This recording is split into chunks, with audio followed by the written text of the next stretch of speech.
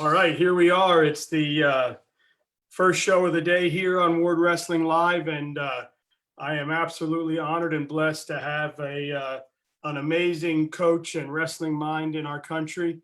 It's Coach Johnmark Bentley with App State, and he's got quite a resume, and this is just a brief part of it. He's in high school, he was a 4-time state champ, 1-time national champ. He had a record of only 145-0, pretty decent. 3-time ACC champ at North Carolina, NCAA Qualifier. While coaching, now up in Boone, which if you haven't been to Boone, go, you'll stay forever. 4-time SoCon Coach of the Year, 4 straight SoCon titles, and so far 38 NCAA Qualifiers under Coach Bentley as a coach. And he's here with us today, and I'm absolutely honored. I'm like a big kid. Thank you so much for coming on, Coach. I do appreciate it. Yeah, Daniel, thanks for having me this morning. Yeah, and absolute honor, like I said. And let's get right into it. Obviously, your season was cut short, and you're obviously not the only one. The entire country went through it. Man, talk about these times so far, what you've been doing through the off season, and how you're keeping your guys, obviously, with their mindset and everything in the right direction. Well, yeah, obviously, I'll take a step back all the way back to March, which is really when everything kind of, was shut down, when the NCAA championships were canceled, but it was just really a tough time. I mean, we'd had one of, the best years the program's ever had.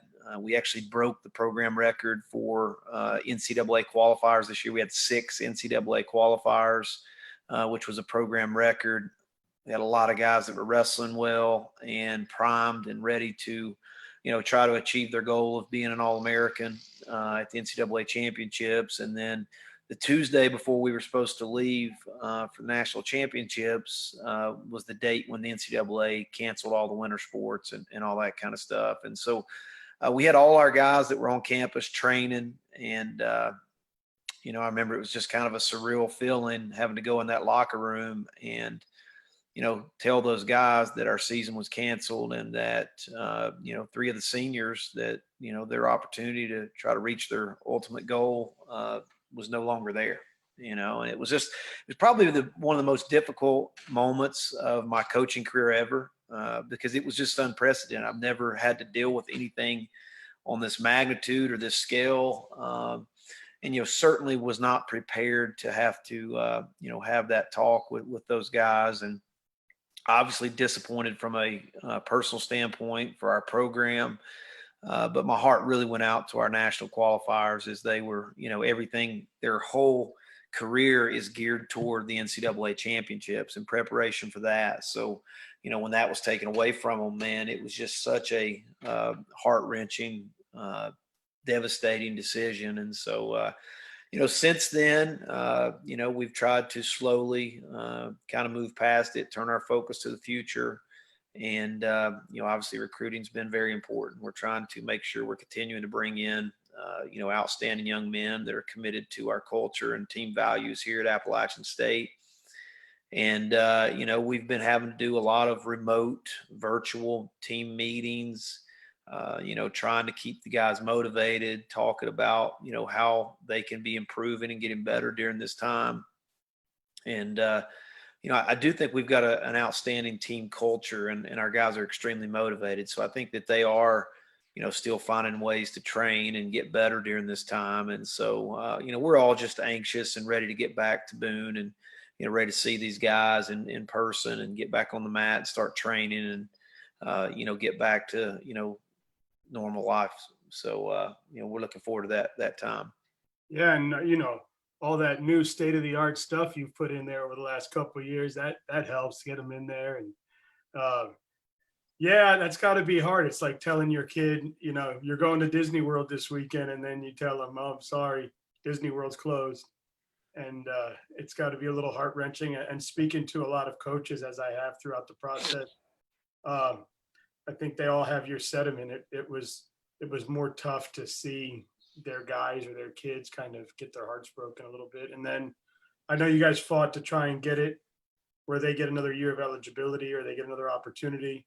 And I'm sure that's tough too, because, if they're graduating college and they're going on to their next step in life, do they really have time to come back and put the work in to do that again? So, Yeah, I think, honestly, Daniel, the most disappointing part, and I think this is the part where if you're not well educated about our sport and you don't have a background in wrestling, as far as, you know, administrations, officials, even from a decision from the NCAA organization, the sport of wrestling and these athletes, it's not just getting a season kind of cut short and things like that. Like, there is no other sport that you make the sacrifices, both mentally, physically, that you do in a sport of wrestling. I mean, I don't care what sport you're talking about. There's no other sport that the athletes have to make as many sacrifices. So when obviously every athlete's a competitor, they want to compete, but in the sport of wrestling, you've made tremendous sacrifices, both mentally, physically, financially.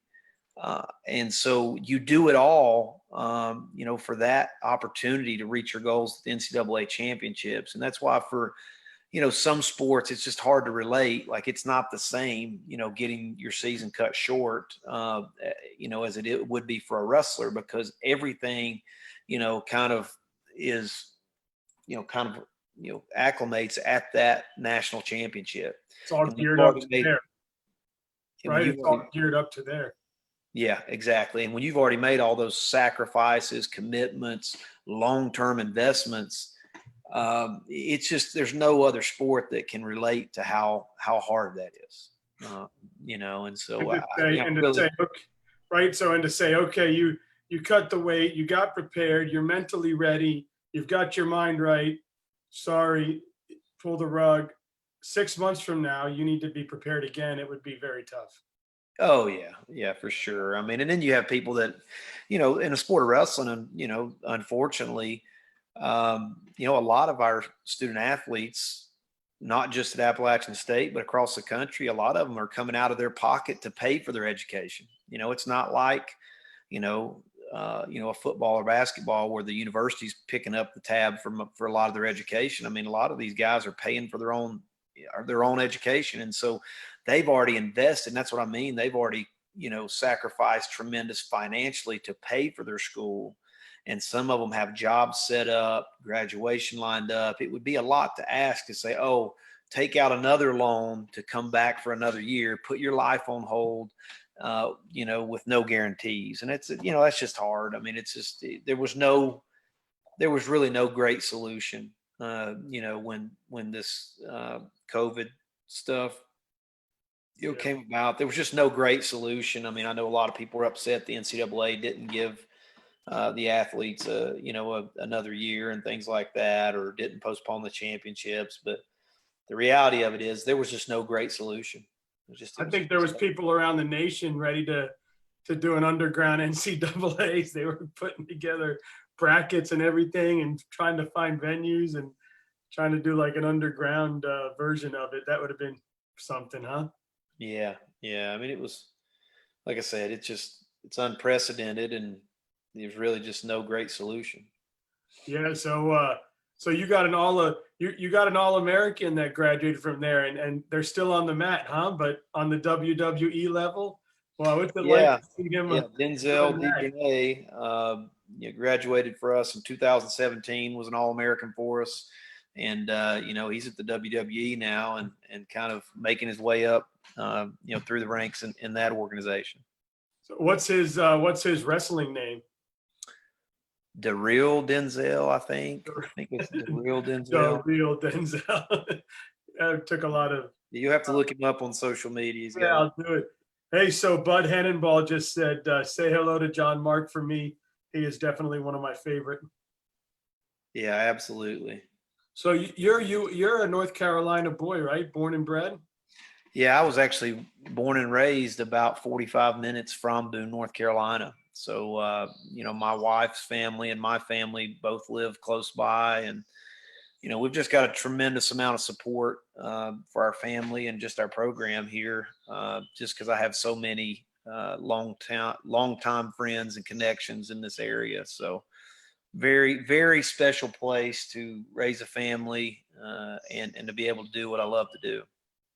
And first you were a Tar Heel, right? I know you had 4 state championships there at Avery High School, and uh, arguably one of the greatest high school wrestlers ever to come out of North Carolina. And you go on to college at UNC. I know you had some unfortunate setbacks with some injuries and stuff, but you still did pretty well. 3-time ACC champ. What was it like to kind of wrestle at home and stay in state and wrestle at your home school? I had a great college experience. I think that through the ups and the downs, I had a lot of ups, I had a lot of downs. But I think both of those, successes and failures help mold me as a coach. I think there's things that um, experiences that I had and some failures as an athlete that I tried to take life lessons from. And hopefully it's made me a better coach. It's helped maybe mold the way that I try to shape and mold our athletes and provide great opportunities for them and try to make sure that they have every possible resource they need to reach their goals. And, really, like I said, I had a good career as a competitor, but obviously now just very rarely do I ever think back to my time as a competitor. All my experience now and my energy is focused on, coaching and how do I get my athletes to be their best? That's what, kind of drives me and what I go to bed thinking about at night and wake up in the mornings, thinking about my athletes and how can I help make them better? Yeah, well, you're doing a great job. I mean, 11 years there, and you've been 4-time SoCon Coach of the Year, like I said earlier. And I know you had going into this season, you had 4 straight SoCon titles. I'm sure you were vying for another one. And I know my buddy Scotty Sentas down there took over Campbell. I know he's he wants to take over your top spot. So you've got some competition down there. He's a good guy. But they're chasing a good team and a good squad up there at App State, and you're doing great things. And obviously your alma mater is doing really well. It looks like they're doing some good stuff there. But let's talk about where your love is now. 11 years up in Boone. Obviously, I visited there for your state camps that you do, which is incredible. It helped my son immensely. I know you saw a video I put out on YouTube that got a lot of looks when I was up there, and I just wanted to show how welcoming and how amazing it was to be up there and just how you guys were warm. I mean, I remember walking in the first day and you and LeBlanc walked right up and greeted everybody, greeted us, took pictures with the kids, spoke to them. And then I could see why you've never left Boone, because what an amazing place, what an amazing town. If you're a young man or woman out there that's looking for a good spot to go, Boone is great. But let's talk App State wrestling and let's talk about your camps. You've definitely grown a big program there. You've got that beautiful room you extended out. You've got the amazing locker room that you put in there that you showed us on tour. You've got the new weight training facility. I mean, everything is the state of the art there. What do you think has been your success over the last 11 years, and what's your culture and kind of your philosophy with your kids? Well, I think, obviously, Appalachian State Wrestling has a tremendous tradition, a great history, and I'm just fortunate enough to be able, to be the coach coaching here right now. But, we've had great history and tradition for a long, long past. And so, most recently we've had a lot of success. We've had top 25 teams 4 out of the last 5 years, won 4 out of the last 5 conference titles. We've produced All-Americans, conference champs. So we've just got a lot of great things that we're, have been able to accomplish. But, I think the other thing is if you look at our fan base, I mean, we're probably, one of the top, mid-major schools across the country as far as fan attendance for each and every duel. I mean, most every one of our duels are standing room only in varsity gym. And, so we've got a lot of fans that are passionate about the sport. You mentioned our camps, our summer camps are something that have been, really, a tremendous asset to growing our program from a resource standpoint. Obviously a tremendous amount of our, finances for our operating budget and stuff comes through our camps. So that was a big blow, losing, the majority of those this summer. But, like I said, we've been very fortunate, got a lot of great things going on. And, we've been fortunate enough the last 2 years, we expanded the wrestling facilities, renovated them, as you mentioned, had a lot of great donors and fans step up. And we raised about $200,000 and completely renovated our locker room, wrestling room. And, we have top-notch facilities here. I mean, there's just no better training facilities at any program, at our size across the country. Yeah, and just an amazing location. I mean, you walk out the back of the gym and you walk up past the bookstore and you're in downtown and you're in the little bagelry right there. And everything is just centrally located. And I mean, we really enjoyed our time up there. And I know my son can't wait to get back, but I know you've got a new recruiting class coming in. So first, talk about the type of athlete you recruit, the intangibles you're looking for. If I'm a kid at home that wants to wrestle D1 and App State, why App State? Well, I think that obviously, we're great at, or I feel like, our strong suit is developing young men, and not just on the wrestling mat, but as people. And, if you look at our program, we've taken a lot of wrestlers that were not the top recruits in the country coming out of high school, and they have achieved some phenomenal things. I mean, we really focus a lot of energy in the development process. And I think it's about building relationships and, growing these young men to, achieve, their dreams on the wrestling mat, but also just creating great people. And, we really, our culture is one of a very team, family oriented culture here at App State. And it's all about the program and growing the program forward.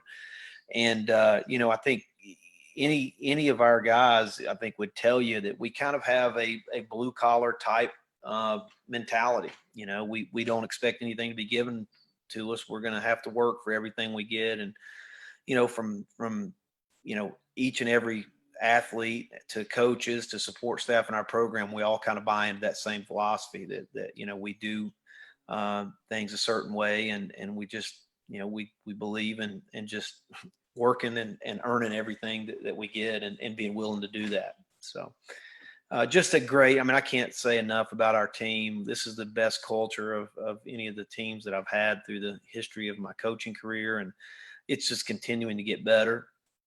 I've got a great coaching staff and, tremendous support staff here at Appalachian State, tremendous support from our administration and our fans. And there's just so many great things that we have going on here at App State. And I think that's why you're seeing our program continuing to grow.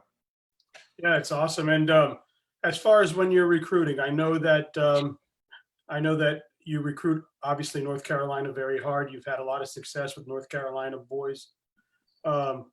What other states are you starting to see as some hotbeds coming up that you're starting to look at? I saw your recruiting staff down at our tournament down here at the Cowboy at the Knockout. I saw your recruiter down here at the Knockout, which is one of our big tournaments in Central Florida. So it was cool to see.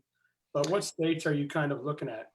Yeah, I mean, I think obviously our recruiting base out of North Carolina is something that's always going to be very important to us, with us being an in-state institution that's not fully funded. So our scholarship dollars stretch a lot further in the state of North Carolina.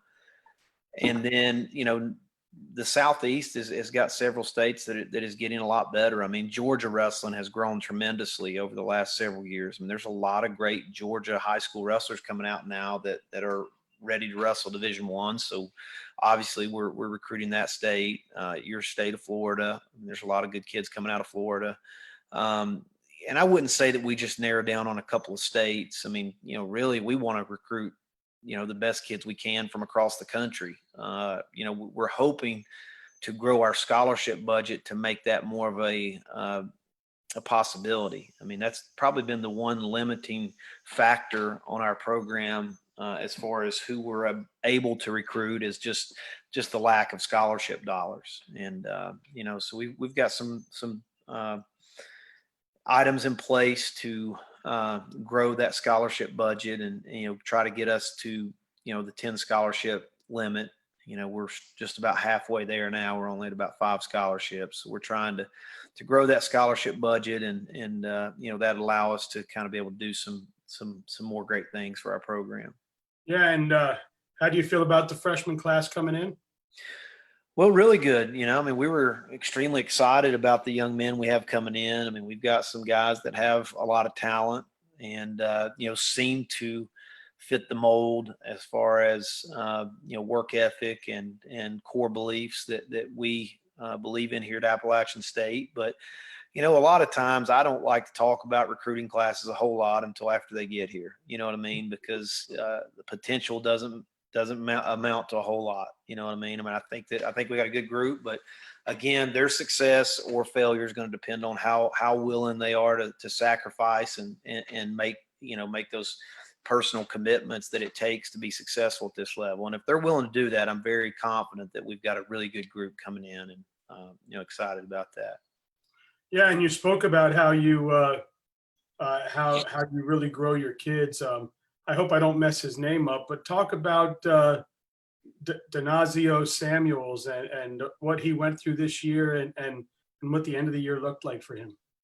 Yeah, so Damazio Samuel was one of our seniors this year, and Damazio had been in our program for the last 4 years, a North Carolina native, one-time North Carolina state champ. And unfortunately for Damazio, he was always behind some really good wrestlers over the last 4 years. He was behind Randall Diabe, one of our assistant coaches now for 3 years. And then for the better part of this year, we also have another guy that's really tough at his weight, Paul Carson, who was starting over him for the majority of the year. And then we made a late switch in like early February. We decided to go with Damazio, through the end of the year. And, Damazio being part of our program has really developed. He's grown a lot over the last 4 years and he got his opportunity and he made the most of it. He never won a college tournament until the Southern Conference tournament this year. Of all the opens, everything he'd wrestled in, he had never won a tournament. And he only started for us like 5-6 weeks. So, he kind of was late onto the scene. But, I think the lesson to be learned in that is if you stay the course and make sure you, when you get your opportunity that you're ready to go, great things can happen for you. And he was able to, win the Southern Conference tournament and, just had a tremendous performance, maybe one of the best performances of the Southern Conference tournament. And, especially because he was virtually, a non-starter until the last 6 weeks of the season. And, had he been able to wrestle at the NCAA tournament, I think he would have surprised some people. Well, talk about a kid taking full advantage of an opportunity. Absolutely. Yeah, good for him. And so before we get into my 10 questions that I always do at the end, man, talk about your SoCon. It's underrated. It's really tough. Your teams that are in the SoCon are getting some big out of conference wins. How does it compare and how does being in the SoCon, really toughen you up for those outside teams? Yeah, I think the Southern Conference is really growing, especially at the top end. I think you look at, what we've been able to do consistently for the last 5 years. We've had a lot of top 25 wins. We've been ranked in top 25 in the country, produced All-Americans. Chattanooga's got an outstanding tradition and history. And I think they've got a new coaching staff in there that's working hard and continuing to grow that program. And then Campbell University, Campbell has invested a tremendous amount of resources into the sport of wrestling. As a university, they've decided that they really want to try to be good at the sport of wrestling. And you can see that from the investments they've made from just financially. You look at their facilities, they're fully funded. And so, I think that those kind of investments by teams in our conference are the reason why that our conference is growing. And I think, we've got to do some work to grow the entire conference, all 8 teams and have everybody getting better. But we're getting a lot better, I think, as a conference. We got a lot of new coaches that are really trying to step up their programs and, especially at the top end of the conference. I think we've got teams that can compete with anybody. Yeah, definitely. I know I know of some real good Florida kids that are coming up and going into your SoCon, and they may compete right away. So it's exciting to see what you guys are doing up there. And obviously the Carolinas have a lot of amazing schools, so doing big things at the Division I level, also NAIA 2, 3. I mean, just a big hotbed there. But I know that you're on a busy schedule, so let's get into my 10 questions that I do at the end, and we'll get you on the road. And again, definitely honored to have you on here. I do appreciate you.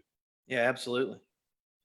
All right, so Linville Peak or Pisgah National Forest? Pisgah National Forest. Gamekeeper or Joy Bistro? I've never eaten at Joy Bistro, so I'll have to say the Gamekeeper. Me neither, but I did eat the Gamekeeper when I came up there, and it was awesome. So 2 North Carolina favorites, Pepsi or Cheerwine? Cheerwine, no doubt. Another Stick Boys or 105 Diner?